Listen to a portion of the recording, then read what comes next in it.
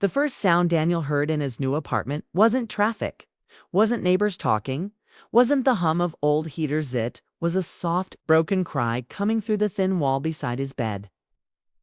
He had been unpacking boxes, dropping clothes, on the floor trying to convince himself that this move to Portland would finally help him restart his life. He expected quiet, he expected peace. He didn't expect to hear someone else's sadness bleeding into his room on his very first night. He froze, one hand still holding a sweater, and listened. The crying wasn't loud. It was controlled. The kind a person tried to swallow because they didn't want anyone to hear.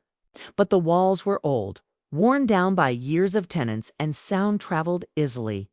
A shaky breath, a small gasp, a whisper of someone trying to pull themselves together.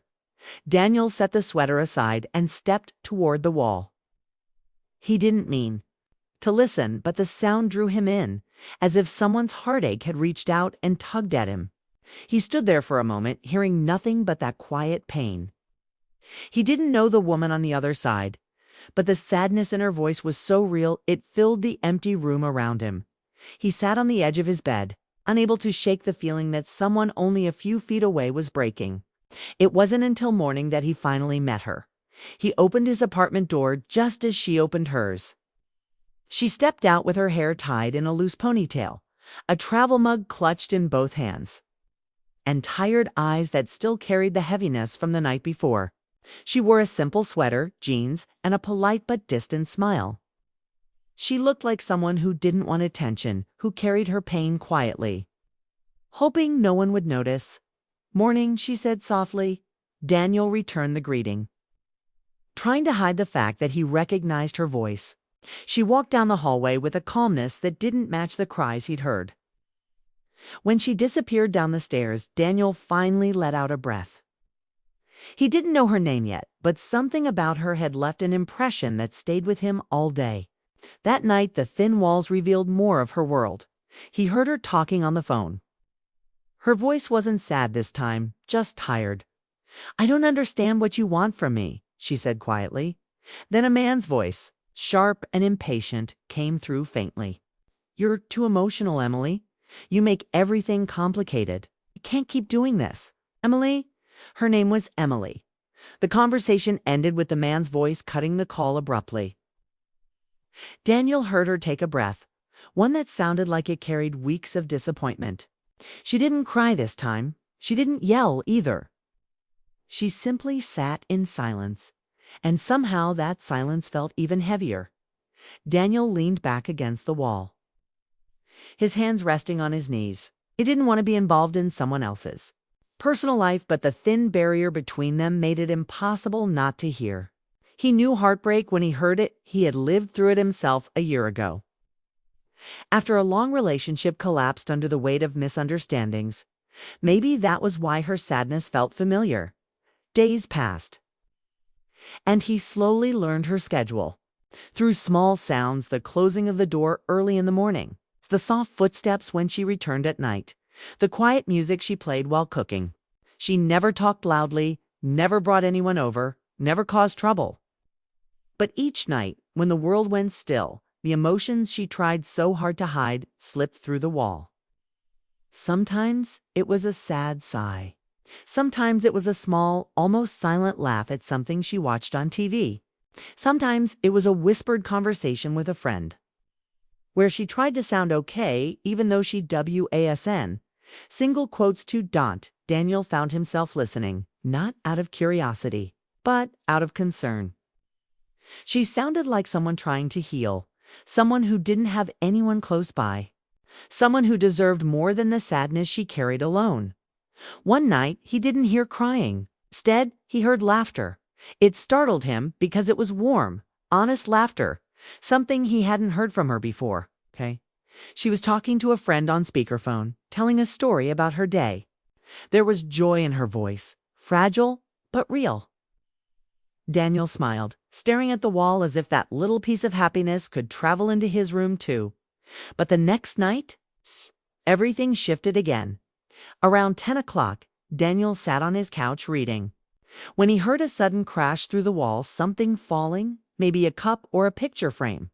Then a frustrated sigh, a long pause, footsteps moving back and forth. He wanted to knock on her door and ask if she needed help, but he didn't want to overstep. Eventually, he heard her sit down and breathe heavily. Then she whispered to herself, "I'm tired of pretending I'm okay." Those words stayed with him long after the apartment went quiet. The following evening, while Daniel was making dinner, someone knocked on his door. The gentle tapping made him pause. He dried his hands quickly and opened the door. Emily stood there. Her eyes were slightly red, but not from crying more, from lack of sleep. She looked nervous, clutching the sleeves of her sweater as if she needed something to hold on to. She hesitated before speaking, and her voice was soft, almost shy. "Hi, I'm sorry to bother you," she said. "You're not bothering me." Daniel replied, stepping aside instinctively even though she didn't walk in. She looked at the floor, gathering her courage. "I don't know who else to talk to," she said. "Can I ask you something? It might sound strange." Daniel nodded gently. "Sure." She glanced at the wall between their apartments, then back at him. "I think someone has been hearing me. Every night. My conversations, my crying, everything." Her voice shook a little, but she didn't break. "I don't think it's your fault. I need to know." Daniel felt his heart slow. Of course she would figure it out. The walls were too thin, her life too transparent through them. She looked up, eyes searching his face. "Is it you?" she whispered. There was no anger in her expression, no judgment. Only fear that she had been too vulnerable, too exposed without knowing. She waited with a fragile hope for an answer that would not embarrass or hurt her further. Daniel opened his mouth, unsure of what to say. He didn't want to lie, but he also didn't want her to feel ashamed. He wanted to explain, to tell her that he had never listened out of curiosity or intrusion. He had listened because he cared, even before knowing her. But before he could speak, she added quietly, "If you did hear me, please just tell me the truth. I won't be upset. I've been holding so much inside, and I don't know what anyone knows anymore." Her voice trembled, not from anger, but from exhaustion. Daniel's heart softened. She wasn't here to accuse him. She was here because she was tired of being alone with her feelings. He opened the door wider. Not to invite her in, but to show that he had nothing to hide. "Emily," he began softly. But he stopped, unsure how to continue.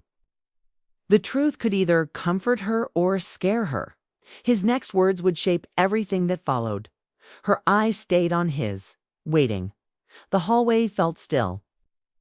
The air heavy with unspoken emotions, two strangers linked by thin walls and quiet nights. And Daniel realized his answer might become the beginning of something he never expected. The moment Daniel opened the door wider for Emily, something unspoken hung between them. The hallway seemed smaller, more intimate, as if the space had shrunk to hold their fragile truth. She looked at him with eyes that betrayed exhaustion, but also a subtle glimmer of hope. A hope that maybe someone on the other side of the wall could understand her without judgment. Daniel swallowed, feeling a strange warmth in his chest, a pull he hadn't expected. He had moved to Portland to escape the emptiness that had lingered after heartbreak, to find a fresh start where loneliness could eventually fade. And yet, here she was standing in front of him, a stranger, yet somehow already so deeply entwined with his thoughts. I didn't mean to intrude," Emily whispered. Her words trembled, carrying both hesitation and relief. I've been so tired of pretending I'm okay all the time." Daniel's throat felt tight. "If you're not intruding, I should probably explain. I've heard some things through the wall. Not because I wanted to, but because—" He paused, unsure how to finish. He wanted to say, "because I care," but it sounded too forward, too vulnerable. Instead, he let the silence linger, giving her space to breathe, to decide if she wanted to step closer or retreat. She shifted, glancing at the thin wall that separated their apartments, and a small, almost shy smile appeared. "I guess the walls really are too thin." Her laugh was soft, almost shy, but it carried a warmth that made Daniel feel like sunlight had slipped through the hallway. "You could say that," he replied, a small smile forming on his own lips. "But if I didn't hear you, I might have worried that something was wrong." Emily's eyes softened. "You? Worried?"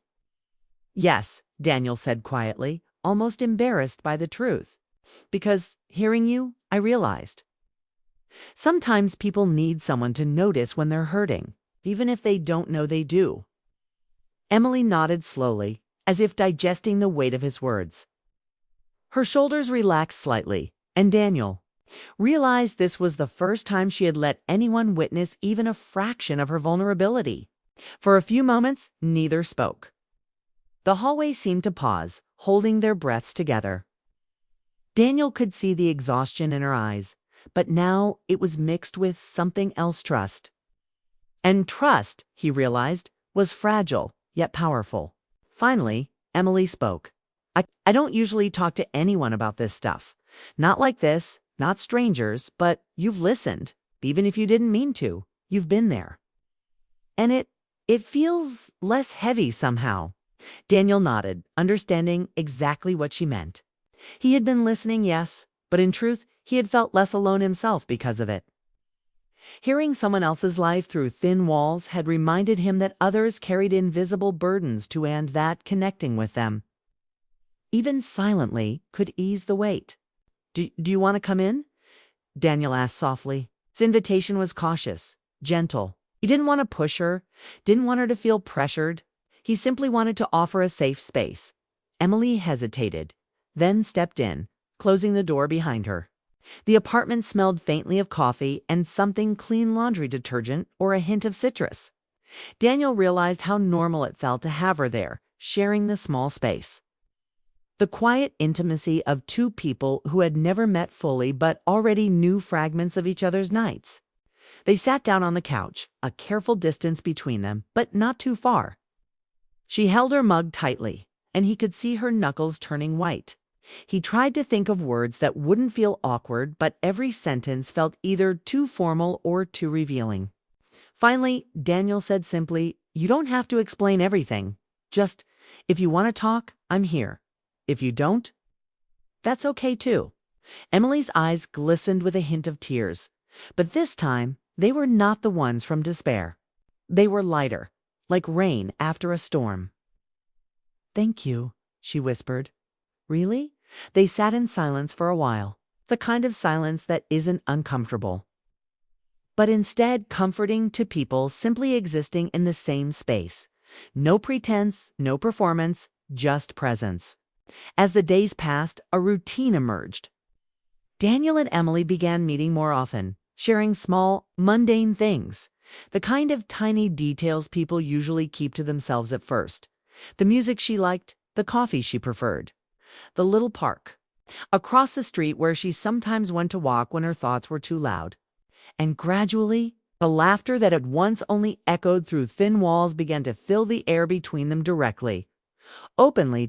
One evening, as Daniel cooked dinner, Emily leaned against the counter, watching him chop vegetables. She smiled, the corners of her eyes crinkling in a way that made Daniel's heart skip. "You know," she said softly, "I never imagined I'd be laughing this much in a new city, or with a neighbor I barely know." Daniel glanced at her and smiled. "Maybe that's the thing about moving somewhere new. You think you're starting over alone, but sometimes someone is already there, waiting in the quiet." Emily laughed, and it was soft and warm, carrying a melody that made Daniel feel like he could breathe easier.